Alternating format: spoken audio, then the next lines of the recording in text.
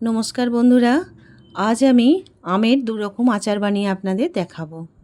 আম তো প্রায় শেষ হয়েই গেছে, কিন্তু বাজারে এখন সব সময় আম পাওয়া যায়। সেই আম দিয়ে আমের ঝাল আচার আর আমের মিষ্টি আচার বানিয়ে আপনাদের দেখাবো। প্রথমে আমগুলোকে আমি ভালো করে ধুয়ে শুকনো করে নিয়েছি। এবার খোলা ছাড়িয়ে আমগুলোকে টুকরো টুকরো করে কেটে নিয়েছি। আঁটিগুলোকে বাদ দিয়ে দিয়েছি। এবার একটা বাটিতে ঝাল আচার বানানোর জন্য আম নিয়ে নিলাম। ঝাল আচার বানানোর জন্য বেশ খানিকটা আমের মধ্যে লবণ দিয়ে দিলাম আর হলুদ দিয়ে আমি 2 থেকে 3 ঘন্টা ঢেকে রেখে দেব। আম থেকে বেশ খানিকটা জল বেরিয়ে যাবে এই লবণ দিয়ে ঢেকে রাখার ফলে। এবার মিষ্টি আচার বানানোর জন্য পরিমাণ মতো লবণ আর হলুদ দিয়ে আমটা মেখে আমি রেখে দেব। দেখুন 2 থেকে 3 ঘন্টা পরে বেশ খানিকটা জল আম থেকে বেরিয়ে গেছে। চিপে চিপে জলটা ফেলে দেব।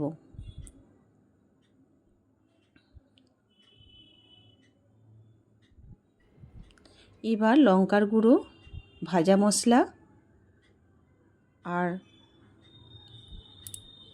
গরম মশলা, এই ভাজা মশলা আর গরম মশলার মধ্যে সমস্ত কিছু মশলা আছে। ভাজা মশলার মধ্যে ধনে, জিরে, মৌরি, গোলমরিচ, শুকনো লঙ্কা, জোয়ান, আর গরম মশলার মধ্যে জায়ফল, জয়িত্রী, দারচিনি, লবঙ্গ, এলাচ, সাজিরে, সামরিচ সমস্ত কিছু।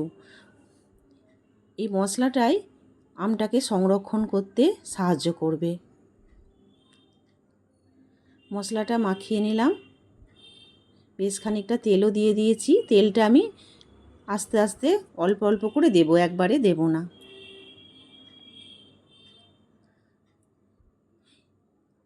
রোদে না দিলেও এই আচারটা বেশ দীর্ঘদিন ভালো থাকে। এবার মিষ্টি আচার বানিয়ে নেব। মিষ্টি আচার বানানোর জন্য আমি কড়াইয়ে একটু তেল দিয়ে দিলাম। 5 ফোড়ন আর শুকনো লঙ্কা ফোড়নে দিয়ে দিলাম।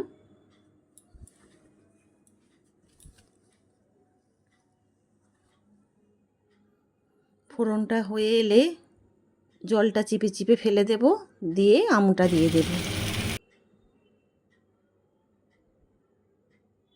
এটা তো জল নয়, লবণ আর আমের রস মেশানো জল। এবার আমটা একটু ভেজে নেব। এই আমের মিষ্টি আচারটা আমি গুড় দিয়ে বানাবো।